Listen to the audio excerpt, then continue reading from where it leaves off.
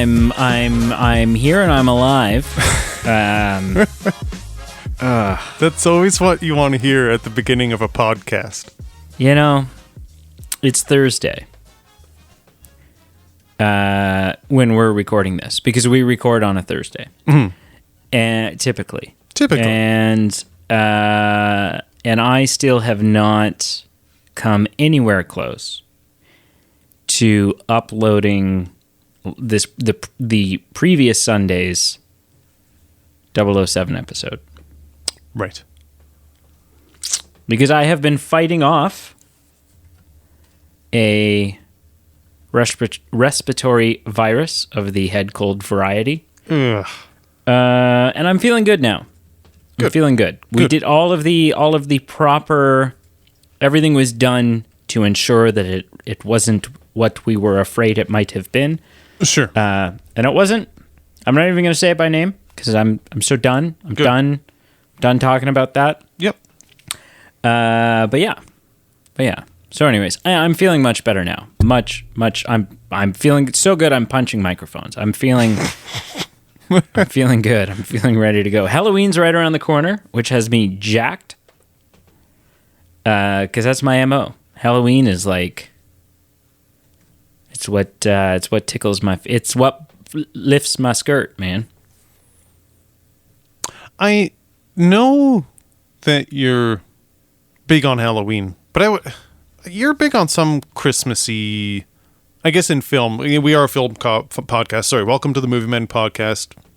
Yes. No, don't change the topic. No, don't digress.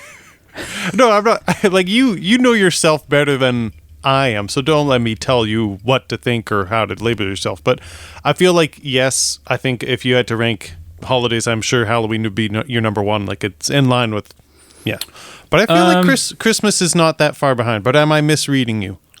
I would say, yes, but not in the way you think you are. So, I would say I enjoy, like, overall, I enjoy Christmas more than I enjoy Halloween. Sure. But I have such a love and, just sort of I have such an enjoyment, I get such a high out of the what goes bump in the night kind of thing. I get a blast out of Halloween attire, Halloween decorations, Halloween movies, Halloween, the whole Halloween vibe. Right. Yes. And so I like that. It's been a couple of years now since I've been in a position to either hand out candy, to be a part of the trick-or-treating scene in any facet. And so I think Halloween's interesting. Halloween's one of those things I think you get a lot more out of it when you're a kid and or have a kid. Okay. Yeah. And funnily enough, I think in a lot of ways Christmas is echoes that. Sure. But yeah. So anyways, hello and welcome. Welcome. It is. How are you? I'm good. I am not as big on Halloween as you, but I'm enough into it that I get joy out of having a Halloween themed episode. And now, is that, because I wouldn't say, correct me if I'm wrong. I wouldn't say you don't have a disdain for Halloween. No. I'm just I'm not I don't shut my lights off and put up an electric fence to keep the kids away on Halloween by any means. But to Halloween purists, this might just be as bad. I am not that hardcore on the decorations. Like, it might be like a pumpkin or two on the steps, and that's as far as it goes. So here's a question. Sure. Is your lack of big into Halloween-ness, is that stemming from, is that a conservative upbringing that Halloween just wasn't a big occasion, and so that's just kind of carried through into your adulthood? I would say not consciously. I think it's more just, if there's a potato salad at a buffet that you're like, it's all right. I mean, is it worth the effort? I don't know. I don't hate it. I don't need it. I don't know where I went with this analogy. My point is... Yeah, now that we've strayed into not having any relevance. No, it's more just out of being so neutral for it that I don't have the emotional investment to put effort into it, but it's not out of abstaining from it or objecting to it. Oh, okay, cool. Yeah. So actually, I really, by the end of the episode, I'm going to round out that egg salad reference, but we'll get to it. Okay, so having discussed that this is Halloween, pun intended, we are doing some Halloween episodes. Mm-hmm. We do that every October. This October is no different. So we are starting with a Halloween episode, and then on Halloween night, God willing, we will release a horror episode with our resident horror expert, Jordan, who we had on a year ago. That doesn't make sense. It hardly feels like it. I would have said it was 2 or 3 months ago. This year has flown. Like, what the crap? Yeah, I know. So anyways, so there's that. We did a draw, as we do, or a vote. A vote. Y'all voted. And Nightmare Before Christmas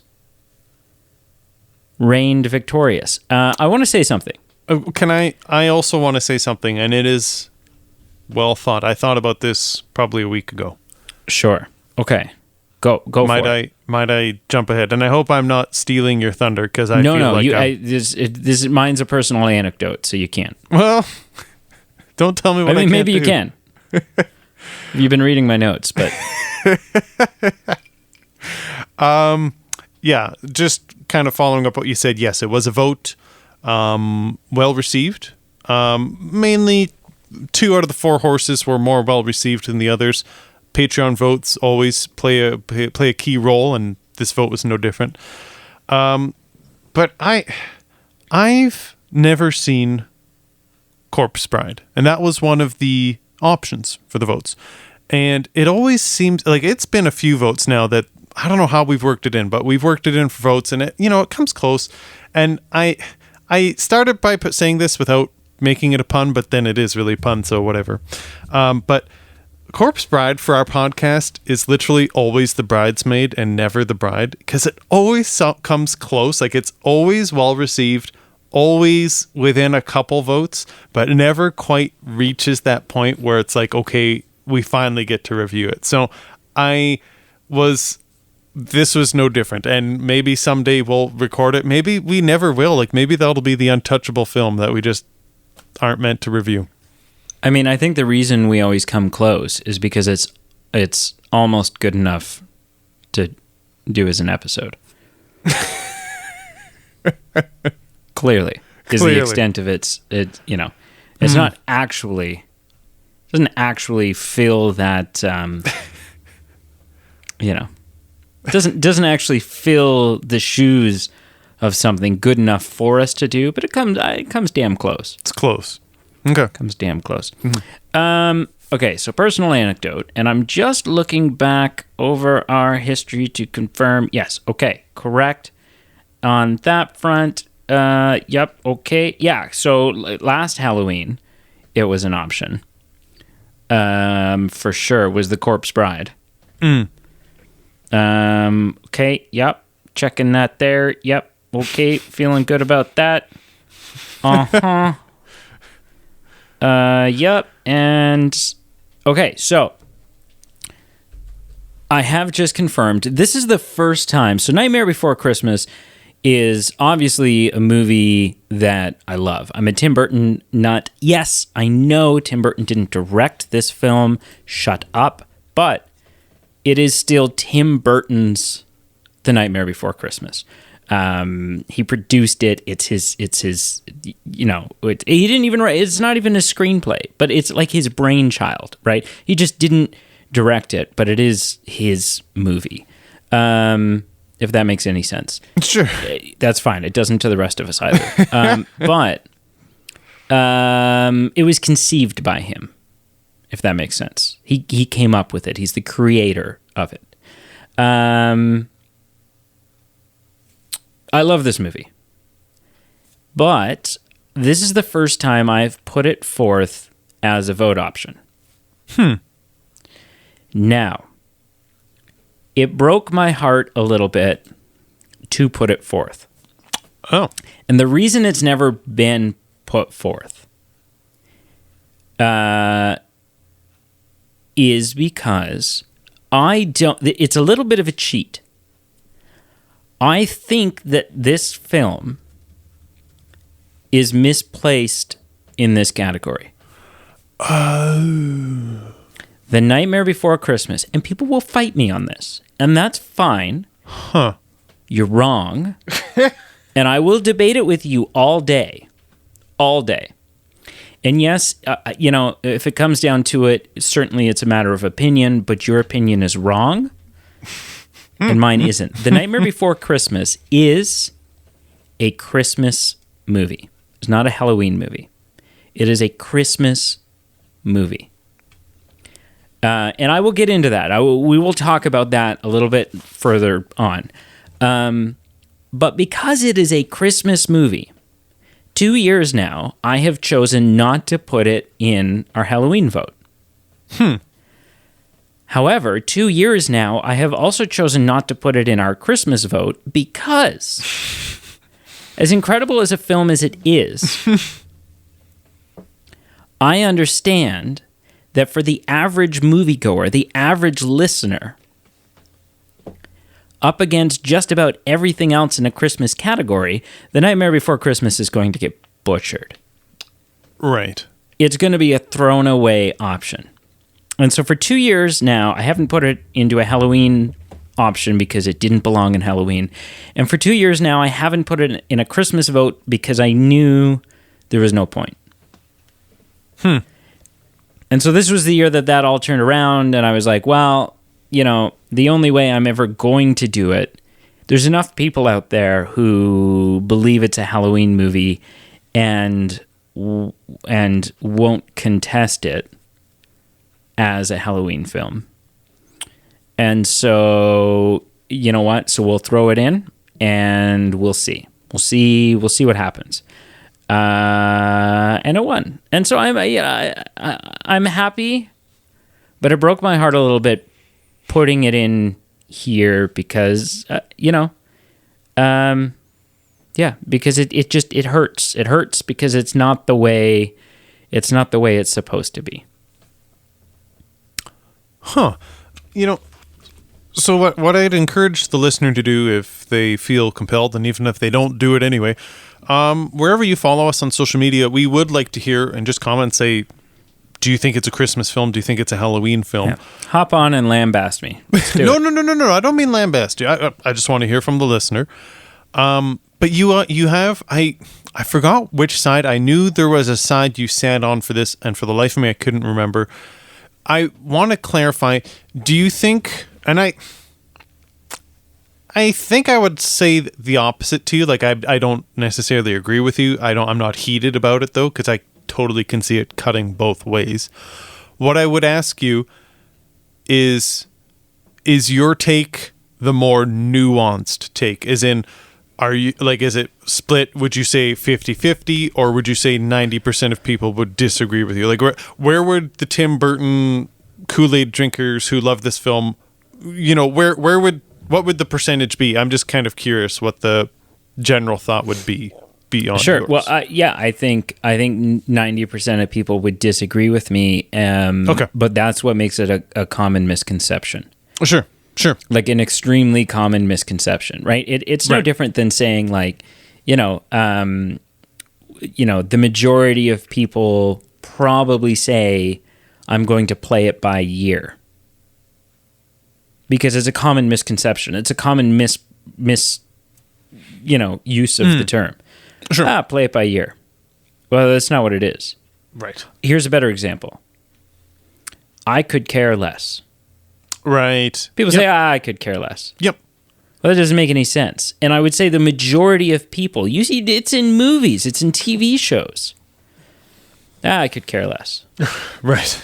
Which means, actually, you do care. Because you could care less. The actual term is I couldn't care less. But most people, I would say, above 50%, because it's in movies, because it's everywhere else, a lot of people say, I could care less. It doesn't make it right. Right. It just makes it a common misconception.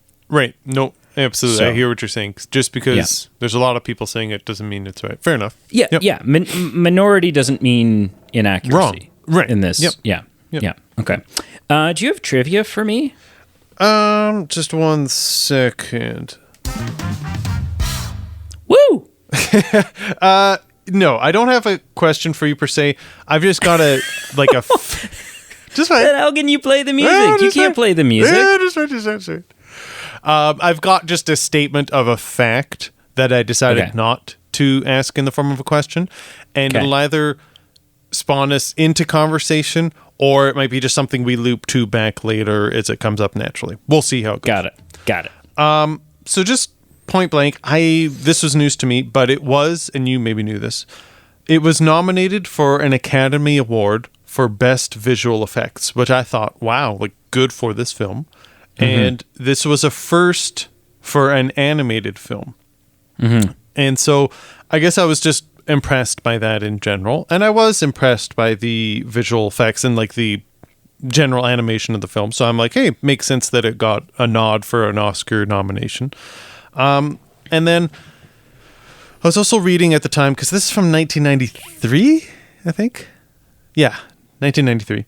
At the time, Roger Ebert apparently gave, film pundits make hot takes and say hot takes all the time, and I think that's something that you're good at. You make hot takes. I'm the person who's like, whoa, let's think about it. We can't say that. Oh, but Roger Ebert said at the time he gave positive reviews to the film for one, and he said the visual effects of Nightmare Before Christmas were as revolutionary to the animation world as Star Wars was to the science fiction film world.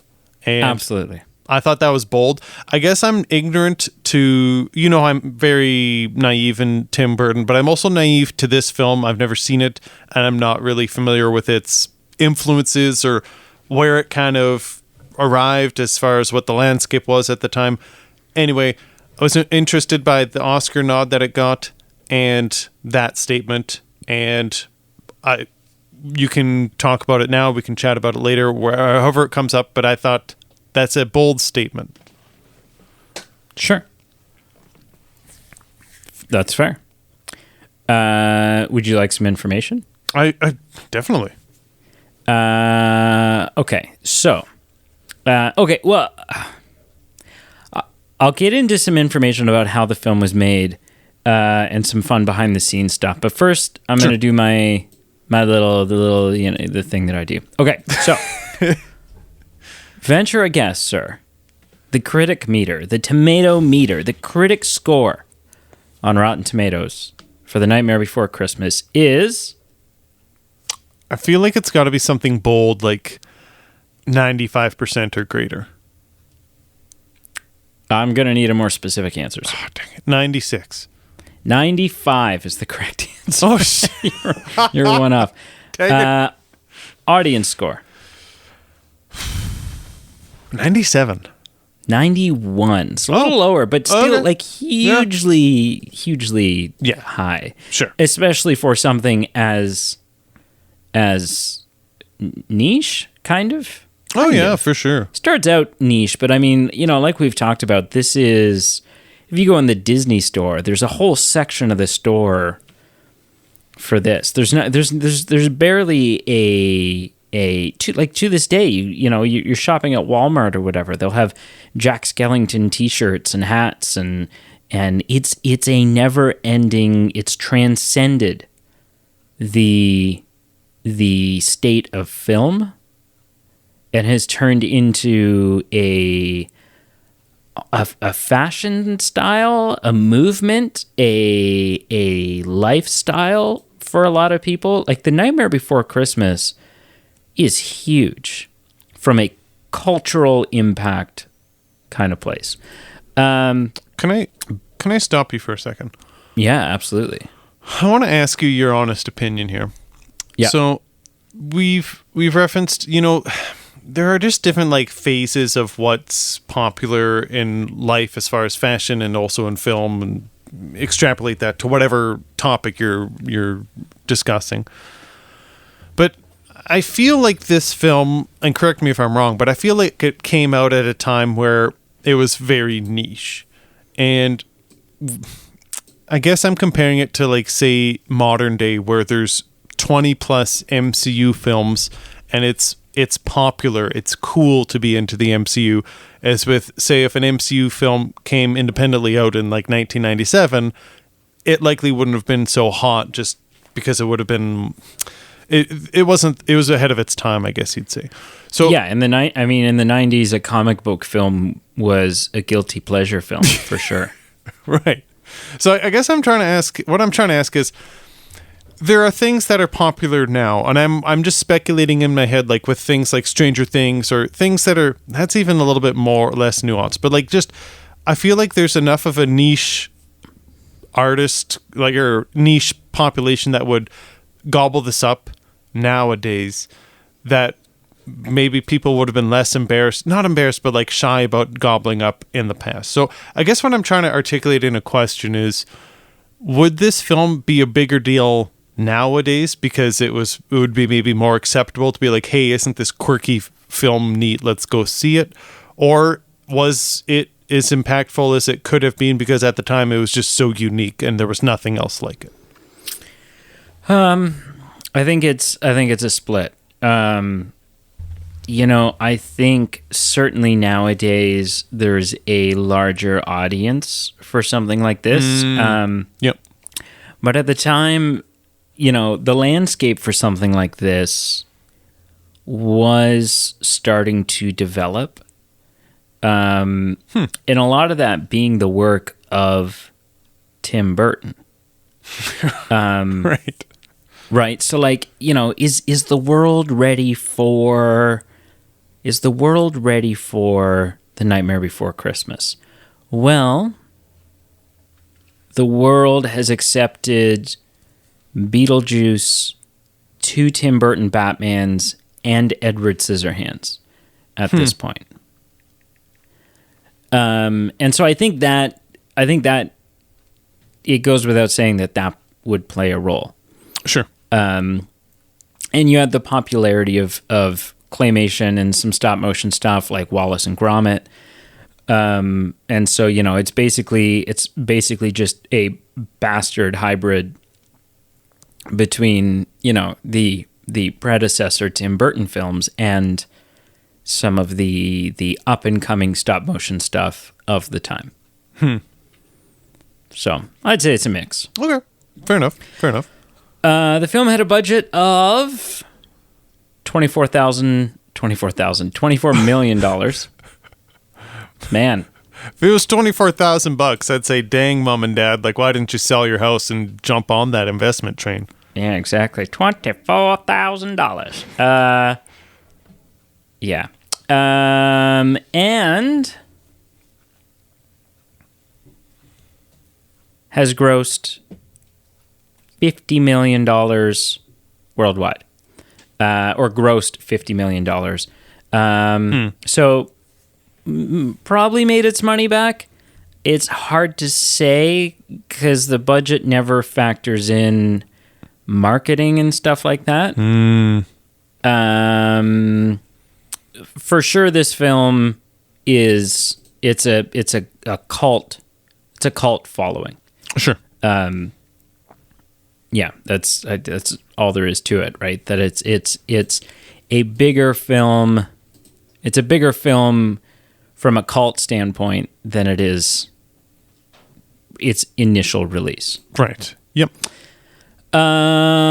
So to talk about some interesting things, why this film is... What do you want to talk about first? Do you want to talk about why this film is deserving of the accolades that it got or gets? Or do you want to talk about why this is a Christmas film? I am intrigued why it's a Christmas film. Certainly. So, well, it just is. Okay, so now why does it get its accolade? No. Because it's so good. Yeah. All right, now next week we'll tune in. Yeah.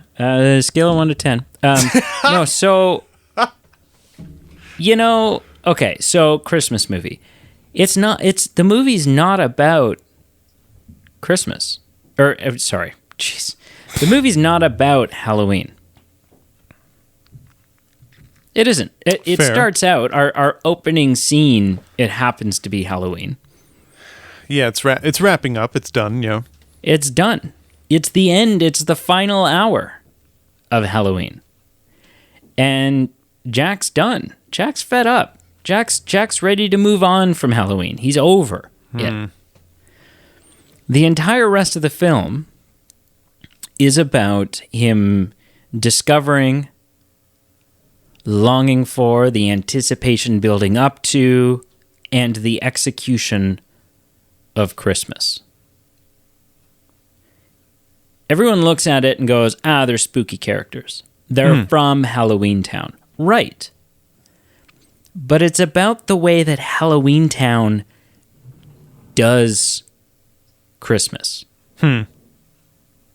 So here's another example. If you had, for whatever reason, this would be an effed up film and no one would ever make it. But let's say you had some movie that took place on October 31st or leading up to. It's all about Halloween. It's about trick-or-treating and decorations and the magic of Halloween and some ghost in the town and, whatever. And your main character just happens to be Santa Claus. And the opening scene, the opening 2 minutes of the film, takes place at the North Pole on Christmas, but it's an establishing shot. They're just trying to show you, okay, this is who he is and this is what he's about. And then the rest of the film takes place surrounding around Halloween. No one would argue that is a Christmas movie. Nobody. They would say, it's a Halloween movie with Santa in it. It's a little weird. And this is no different. The opening scene establishes this is Halloween Town. Halloween is all that they know. And that's established very quickly, and then it's done. And the rest of it is a spooky Christmas movie. If we look at some of the inspirations for this movie was inspired by 3 main pieces of entertainment, literature, fiction. One being Rudolph the Red-Nosed Reindeer, clearly. Zero's nose is the only thing bright enough to get us through the thing. The next is How the Grinch Stole Christmas. There's a lot of parallels between what Jack is doing. Sure. And, everything from the fact that he just has a coat and a hat, that is his getup. Yep. The fact that he's got his own version of the sleigh and that he's taken over Christmas. And the final is a poem from 1837 called A Visit from St. Nicholas. Or, more commonly, The Night Before Christmas, or 'Twas the Night Before Christmas.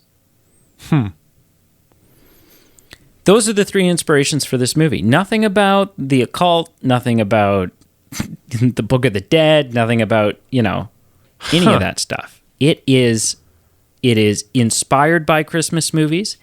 It is a Christmas movie. It takes place, with the exception of one opening scene, It takes place at Christmas. Christmas with the Cranks. It's a Christmas movie, yes? Yeah, oh, of course.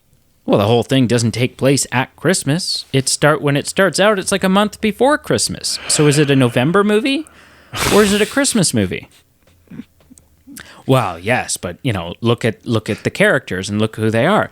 Okay, so Tim Allen's character in that, he's some office worker. He sells stocks or something. Is it an office working movie or is it a Christmas movie? Who the characters are doesn't matter in defining what the theme of the movie is. The theme of this movie is Christmas. It's the nightmare before Christmas.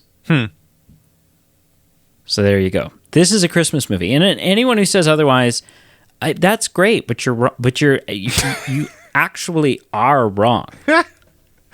Like, I'd love to search for it. I'm sure there's some quote somewhere from Tim Burton or from the director Henry Selick or whoever.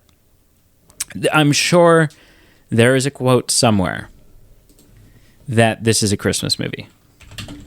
Wow. I'm looking it up. Okay.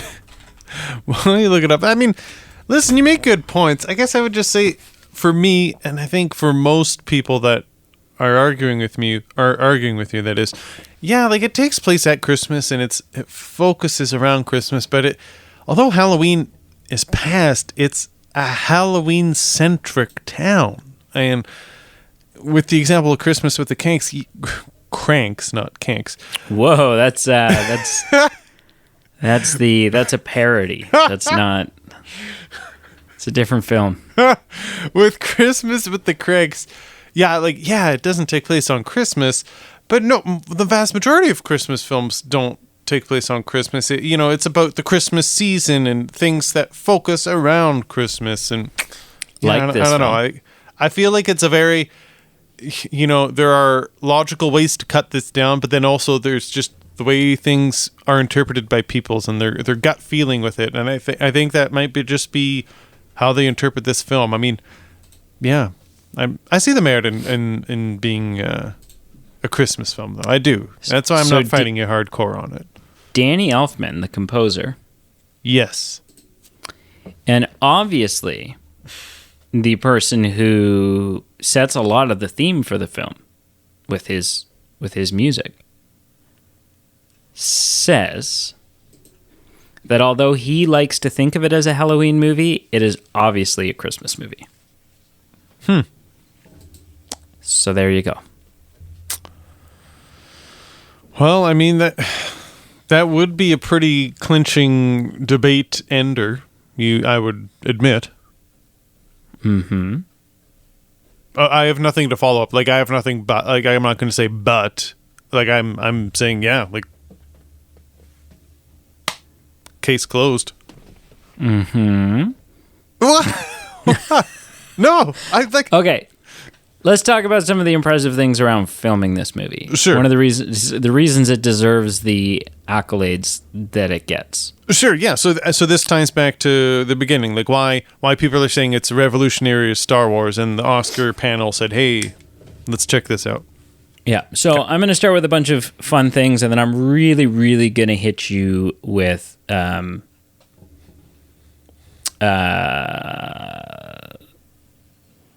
going to hit you with a hot take, the big takeaway. Okay. So it had a crew of 120 people. It's a small film crew. At the peak of filming, this whole film is made using puppets being posed on little mini sets, little sound stages, and then you take a picture, and then you move everything a little bit and you take a picture, and you move everything a little bit and you take a picture, right? During the peak of production, 20 individual stages were simultaneously being used for filming. Whew. right? There were 227 puppets made for this film. Jeez. It's a lot. A lot of that is, those are individuals. The way Jack is done is every time, because Jack isn't claymation at all. Jack is, and there's probably a specific term for it, but the way Jack is done is every time Jack's eyes move or his face changes or his mouth opens or whatever, they've replaced the head of the puppet. They have these easy pop on and off heads that they're replacing and then snapping the picture. Moving everything, replacing his head, snapping the picture. Moving everything, replacing the head, snapping the picture. How many pictures, you ask? How many? 109,440 frames. That's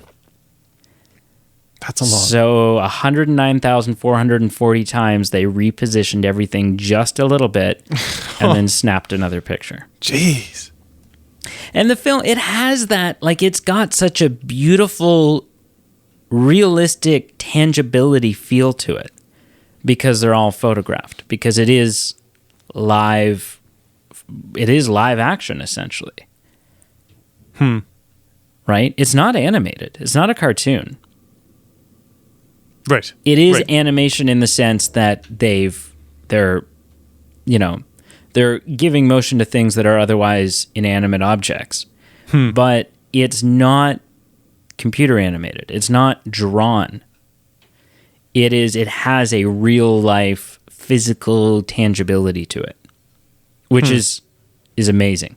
What I will say, and this is something that a lot of people don't realize when they watch this movie, and I considered, because you had never seen this before. Never. And so I considered bringing this up to you before you watched it, and I decided not to. And maybe that was a mistake. Maybe it wasn't. I don't know. This film, in many ways, is the first of its kind, is so revolutionary, because although this is shot by moving everything a little bit and taking a picture, moving everything a little bit and taking another picture, it is shot cinematically. Almost every shot, the camera moves. It's there's like it feels like the camera's on a track in a dolly. There are wide sweeping panning shots where the camera follows characters. It is the technical achievement that is this film. The fact that it is shot so cinematically with like over the shoulders for conversations and all of this stuff is groundbreaking. It is. It's revolutionary at the time. And really hasn't been done a lot since, because holy shit, what a nightmare. No kidding. Like what a crazy, impossible task to overcome. But yeah, that's what makes this film so technically impressive, and why it deserves its accolades. Talk to me about this movie, man. Well, I'm glad you brought that up, because that's something that I didn't necessarily need to know going into it, but I definitely think I would have viewed it differently with that in mind, because I think I appreciated the visual component of the film and thought, this is interesting, this is fun, but I don't... there's that whole, I forget the exact motto, but like everything in media is created, or everything in film, like if there's a tumbleweed blowing across the film that you're watching, it didn't just happen naturally. Like there's someone behind the set rolling it, and there's a fan blowing it, and there's the dust, and like everything is created, and everything is even more so created with this. So I think that's fascinating. I think that's incredible, just the amount of labor that went into it. I knew embarrassingly little about this film going into it. Being such a big pulp cultural phenomena, or cult following, I guess you'd call it. I had no idea it was a musical. I was surprised. And an excellent musical at that. I won't say, by no means is it my favorite musical. By no means is it even, like, I'm not sure where like, it's, spoiler alert, Halloween isn't my thing. This isn't going to be on my DVD shelf going forward. But I will say there were about 2 or 3 songs that I went, that was catchy, that was fun. And and as the movie was going on, as much as Halloween films are just not my jive, I was like, hey, this is neat. This is fun. So yeah, the musical aspect was a surprise, and it wasn't painful. It was enjoyable is what I'm trying to say. One of those songs being What's This? When he first arrives at Christmas Town and he's enamored by all of the things he's seeing, and he's singing about all of the things he's seeing.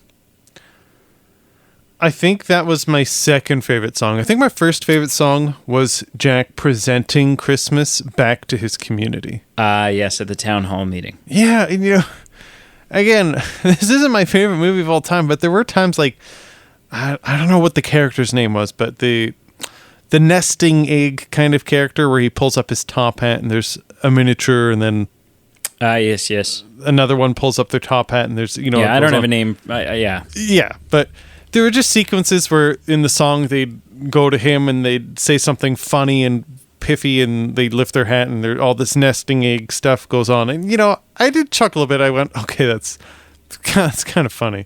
So that was my first favorite. Second favorite was just initially when Jack goes to Christmas Town.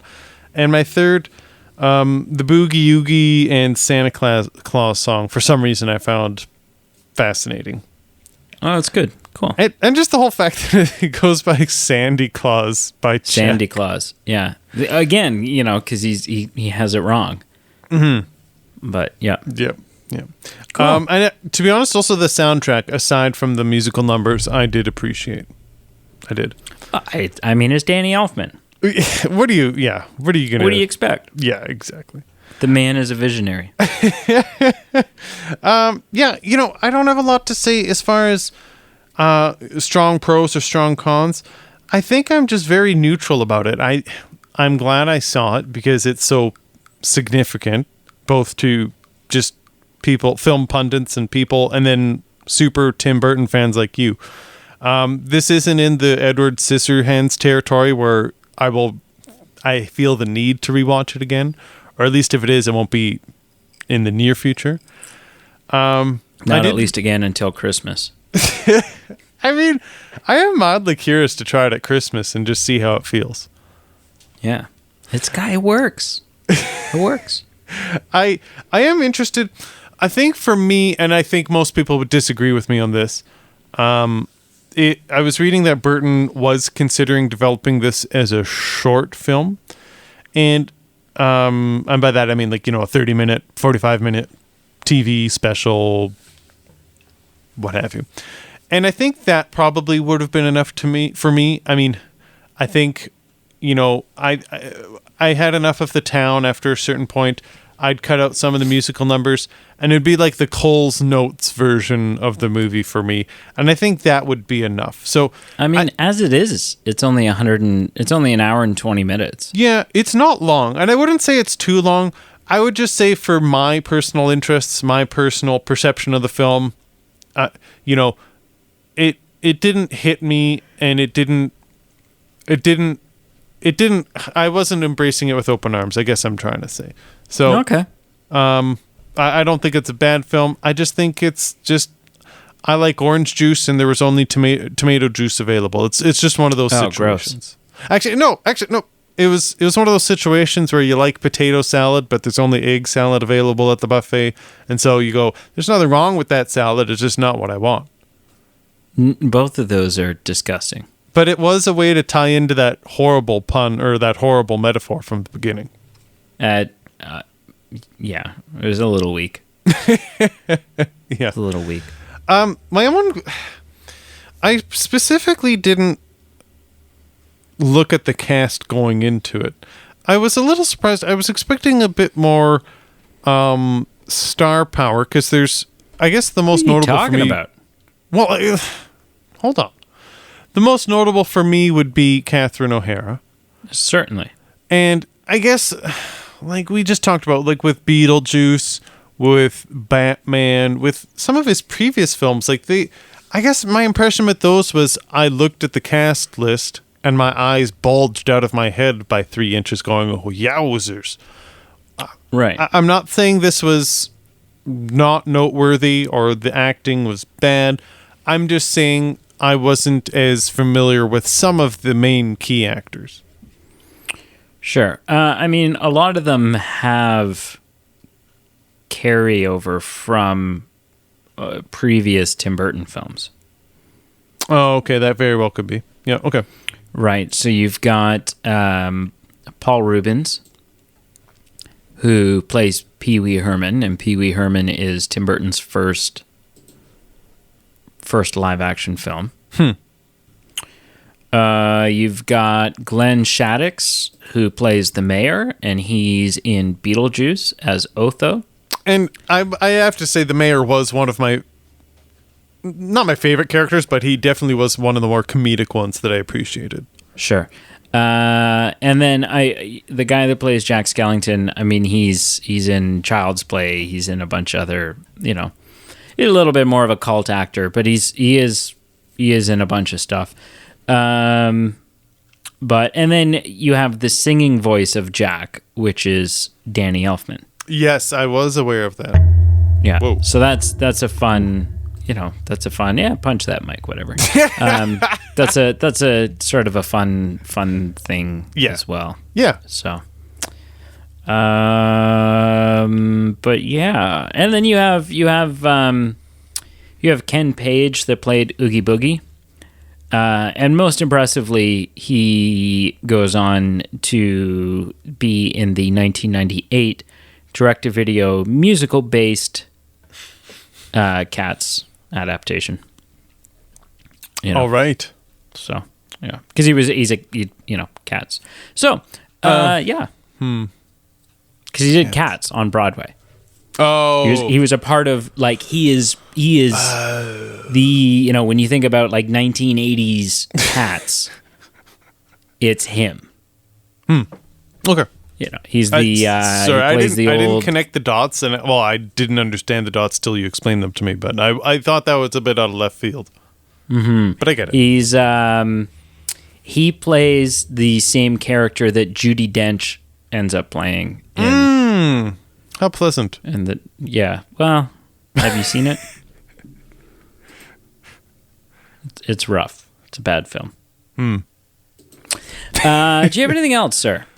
I think that's about it. I think this is an interesting film, an interestingly made film, a quirky film, at times a fun film.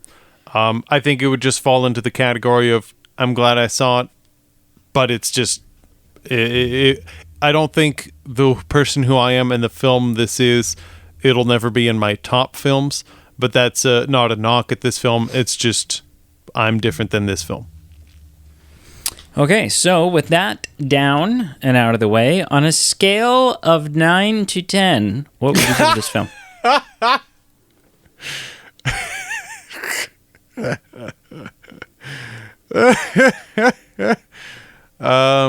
I didn't give it a 9 or a 10.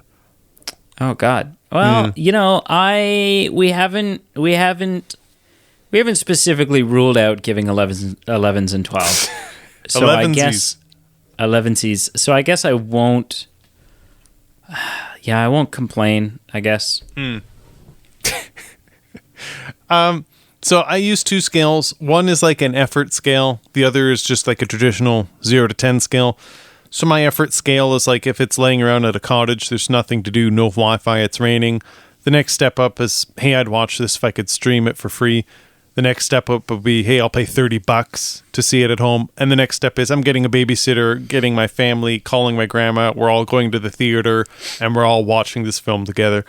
This fits in the third category. So I would definitely I would definitely watch it on a streaming site if I owned it. And that's exactly what I did. It was on Disney Plus. Didn't need to pay anything more than I had to. And for me, that was perfect. I didn't regret watching it. If I had paid $30, I don't think I would have regretted it, but I wouldn't have been like, ooh, yeah, like for me personally, that was great. So I think that's exactly right as how I feel this film is ranking for me. On a scale of 0 to 10, I give it a 4 on this scale. So just where I'm at in this film is, yeah, that's what I'd give it. Oh, that's rough. It's rough, bud. What 9.8, 9.9? Well, so do you have, typically you use 2 scales. I did, and I just skipped my number. So I just said where it ranked, I would stream it, or the old version was I would rent it, but streaming is updated. I see what you're saying. Yeah. And then on the you've taken away scale, you've taken away the numeric value. Yeah, I'm trying to kind of like make it seamless. Before you actually give your scale, I just want one kind of context point from you. Is this a film you grew up with, or you saw just as an adult and you intellectually are like, ooh, these things are appealing, or a bit of both? Like where did this kind of come from? Like all well-rounded children, I certainly grew up with this. Okay, fair enough. Did you own it on VHS? I certainly did. Thought so. Okay. Yeah. Yeah, one of the big plastic, like, bookcase Disney VHS cases. You know the ones? Does Disney have those plastic cases? I've got one in the room I'm sitting in. There you go. 3, actually. Oh, man. Land Before Time. Oh. Ooh. Are those Disney? I don't know. Land Before Time is... I don't think so. No, I don't think so. No, Universal. Yeah. It's the scarier of the Universal dinosaur franchises. Executive producer George Lucas and Steven Spielberg? What the shit? You all need to be giving a little bit more credit to The Land Before Time. It's a serious, all 14 films released to a complete collection. Holy crap, there's 14 of them? I feel like that gets... I've only seen the first, maybe second. I feel 14 waters it down just a bit. Just a touch theory. Yeah. That's rough. Like, what do you do on episode 14? Like, how many times can you go extinct and have to deal with it? The Land Before Time, The Great Valley Adventure, The Time of the Great Giving, the hell, Journey Through the Mists, The Mysterious Island, The Secret of Saurus Rock, The Stone of Cold Fire, The Big Freeze. Obviously, we know what that is. The Journey to Big Water, The Great Longneck Migration. What a horrible name. Invasion of the Invasion of the Tiny Sauruses. The Great Day of the Flyers. The Wisdom of Friends and Journey of the Brave. And I guess there was an animated series in 2007. I feel like we should have skipped... You should probably edit this part out of the film, just because it's kind of giving away what our next series is going to be. I was just... Yeah. We could come up with like a scale, like a spreadsheet, different categories and stuff, like a ranking system. What's the equivalent of a Bond girl in Land Before Time? No, I don't think you change that category. I think you leave it the same. I don't think you change any of the categories. Gadgets? What about gadgets? Gadgets, fights in action. Bond song. Yeah. Yeah. Anyway, what did you give this film out of 10? I give it a 9.6. Holy Hannah! I think every song, the reaction that you have to some of the songs, I have to just about all, if not all of them. I think they're all catchy. Sure. I think they're all great songs. I have, so if you don't know, I am a tattooed individual. And for a long time, I have toyed with the idea, you know, the toy duck with the hole, bullet holes in the side of him? He's like a wooden duck. Oh, yes. So He's affectionately referred to as Zombie Doc, and I've wanted to get him tattooed for a while. Because I don't know, he's fun. Yeah, no, you know what? It's groundbreaking. It's fun. It's just the right length. It's got heart. It's just so good. It's so good. It's funny. And it's got everything a film like this needs. It is superior to Corpse Bride.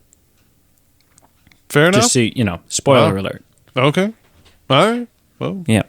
So cool. What'd you watch this week, sir? Okay, I think I have only one thing to add. I'm almost certain I didn't add this previously, and if I did, the listener gets a bonus content of me repeating myself. But I continued the journey down the Leonardo DiCaprio train of watching films that I've not seen of his, and I watched a 2008 film called Body of Lies. It's okay at best. There's a reason I think I hadn't seen it before. It's like a mid-2000s like war on terror kind of film. And so, you know, it's got an Oscar Isaac, it's got a Russell Crowe, it's got a Mark Strong in addition to Leonardo DiCaprio. So, you know, it was entertaining enough from the characters or the actors who were in it. But ultimately, you know, looking at it 10, 12, 13 years later, it was a film. I think I gave it around a 5 out of 10. It wasn't bad. It wasn't great. I definitely won't feel the need to see it again. And if Leonardo hadn't been in it, I probably may have not felt the need to finish it. But that is the only film I watched. And I've continued the journey on Lost. I'm technically half done now. We finished season 3. Oh my God, that's it? Yeah. I'm only halfway through hearing about this. Yeah. Oh man, there's some things that have not aged well, but there's some things that it's just still hits you, and it's like, oof, that's good. The only moment from Lost that I ever enjoyed, oh dear, was when they find this like super unstable dynamite. These crates of dynamite. Yeah. And they've like, the dynamite has started to sweat, which means like, if you look at it wrong, it's going to kill you. Sure. Yes. And that, to me, that was really tense and exciting, and I enjoyed it. And that's it. That's the only time I liked Lost. We will agree to disagree. What did you watch? I don't like Hurley. Like, I just don't care. I think he's irritating. Everyone's like, you know, everyone gets excited about Hurley, and he's their favorite. I don't care. Kill him off. I think there's a reflection of how we view things and how those opinions change as we change. I would say that I've watched this show several times. The first several times, I would agree with you. I didn't have the time of day for Hurley. And there were some characters that I really just thought were the gold standard of who I want in a fictional story. And like Charlie. I hate Charlie. Like, I find what? Oh, I know. What?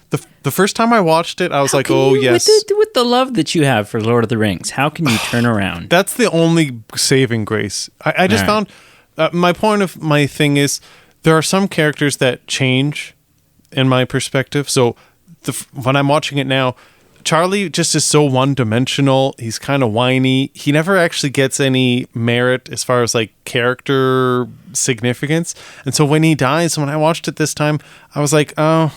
Whoa. Listen. Charlie dies? Yeah. Oh. Spoiler alert. Shoot. I mean, listen. Lost is like... I'm never going to watch it, so I don't care. Yeah, like it's 15 years old. I don't think people are going to... No, you're fine. It's fine.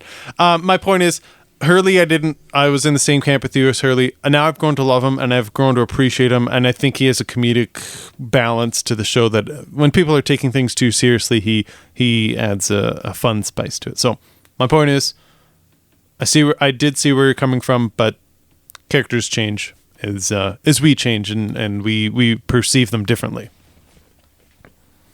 I guess. What did you watch this week? I too only perceived one film. Perceived? Maybe, I guess. It makes sense, but I don't. Yeah. I only took in one film. That sounds better. Yeah. The original Child's Play. I think like 1988. Oh, okay. Yeah. With Chucky and Andy and the gang. And the gang. Yeah. Yeah. Andy, the other Andy with the group of autonomous toys. Oh, yeah. Yeah, which is what it was not. I meant to watch the other one, and I couldn't remember which was which, and boy was I in for a shock. But that's fine. Yeah. So that and some Friends and some more Seinfeld. Oh, you're still on the Seinfeld train? Okay. I'm trying. I'm technically on season 2 now, apparently, because there was only 5 episodes in season 1. Oh wow. So I'm on season 2. I think part of it for me is like I know what Kramer's going to become. Sure. And he hasn't grown into that yet, and so I think I'm holding out for that. And there's been no like Kramer is very much a supporting character at this point. There's been no like Kramer centric episodes. Oh, I see. So, but he's getting there. Cool. So that's it, man. Send this thing to the bank. Well, thank you so much for listening. We really do appreciate it. Check out our links below. Join our Patreon. Help us to keep the lights on, grow the show. Thank you all for who have been supporting us on Patreon, and specifically to our super patrons at the highest, most level. Thank you, Daphne. Thank you, Brenna. Thank you, Marshall. Thank you, Andrew. Thank you for everyone. Thank you for listening. Check out our Facebook, Instagram, Twitter pages below. And stay tuned for future votes. Stay tuned for future episodes. And stay tuned for just anything that might happen that you should be aware of. Just be ready. I don't know how to end an episode better than that. And the Oscar goes to Peter Penelope Rodriguez Shannon. Can you not use my real name on the show, please? Oh, right. You said something. Yeah, I'm sorry. I've told you. No, I've told you enough times. Not going to say it again.